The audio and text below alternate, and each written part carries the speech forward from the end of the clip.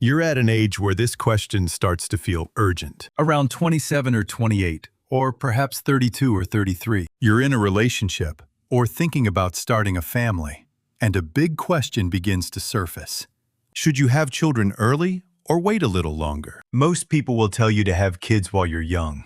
They say your body is stronger, you'll have more energy, and you'll still have plenty of time afterward. Others suggest building your career and achieving financial stability first before starting a family. But what if we looked beyond the present moment and instead looked 15 to 20 years into the future, when your children are grown and you've entered a different stage of life? If you choose to have children early, you'll still be young and energetic during the most demanding years of raising young kids. You'll have the physical capacity to handle sleepless nights and the chaos of early parenthood. However, those same years often coincide with the period when you could be advancing your career the fastest. The financial pressure may also arrive earlier, at a time when your income is still building. On the other hand, if you choose to have children later, you'll likely have more time to build your career and financial foundation first.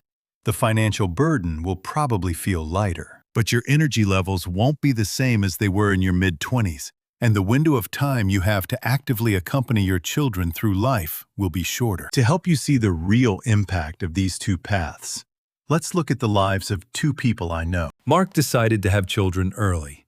He had his first child at 27. At the time, he was working as a marketing executive at a mid-sized company, and his wife had just started her career. When their son was born, both of them were excited, but quickly found themselves under significant pressure. In the early years, Mark often worked overtime to support the family. He turned down several opportunities for promotion because they required frequent travel or long hours.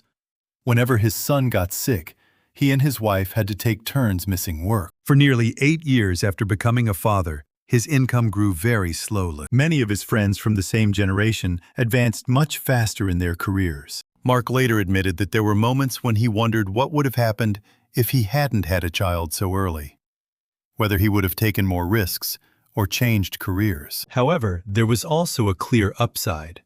Because he had his son young, Mark was present for most of his son's important moments growing up. He was actively involved during his son's childhood and teenage years. By the time his son turned 18, Mark was only 45. He still had relatively good energy and was able to start thinking about changing direction in his career or even starting a small business, as the financial burden had become much lighter. Sarah took the opposite path. She had her first child at 36. Before that, she had spent over a decade building her career in digital marketing and had reached a managerial position. By the time her daughter was born, her financial situation was much more stable. She was able to provide her child with better living conditions from the beginning and didn't have to worry about money as intensely as Mark did in his early years of parenthood. However, the reality of raising a young child in her late 30s turned out to be more challenging than she expected. Sarah often felt exhausted, trying to balance work and childcare. She frequently had to work late at night after putting her daughter to bed. There were periods when she felt completely drained, both physically and mentally. She once told me that if she had had her child 5 or 6 years earlier, she probably would have had much more energy to handle both motherhood and her career. When her daughter turned 18, Sarah was already 54.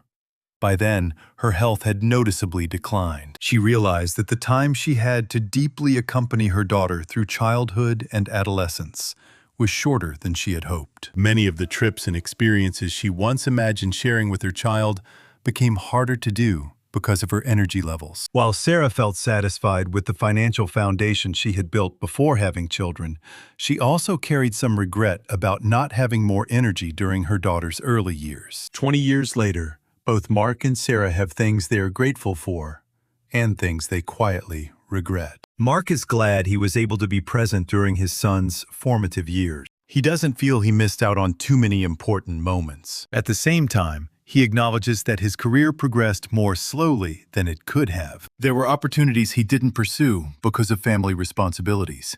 Sarah is grateful that she built a stronger career and financial base before becoming a mother. She was able to give her daughter better conditions from the start. However, she also admits that raising a young child in her late 30s was more physically demanding than she anticipated, and the window of time she had to be actively present with her daughter felt shorter than she expected. Both paths involve real trade-offs.